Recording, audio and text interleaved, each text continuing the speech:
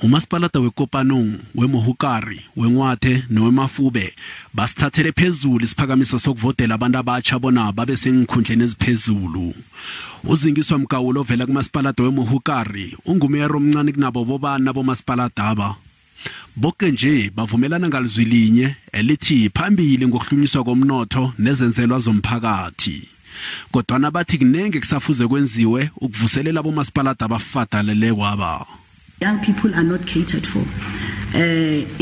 If people want to squabble inside politics, they use the very same young people because young people are hungry, young people are not employed. Ihlangana yobatsha le ithi inethemba lokuthi inabo ngikhethana abazimisele khulu ukusebenza ngefanelo kulabo masipalata ababogabogako.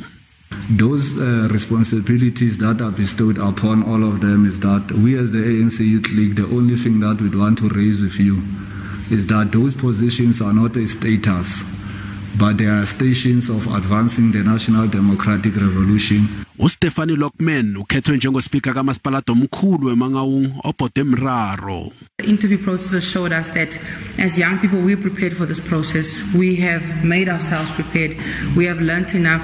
We have gained the practical experience and knowledge. Ihlangano yelutsha le-ANC ithi iqinise khudlwana mva nje. Our analysis, we wanted 25% in troikas, and we were able to get into 10 of the troikas in the Free State, and that is above the 25% that we had said. Sekuzakubonakala khona ke bona abomeyara ababantu abasebachaba bazabajamisa banzinze nabo masipalata babogaboga kwaba.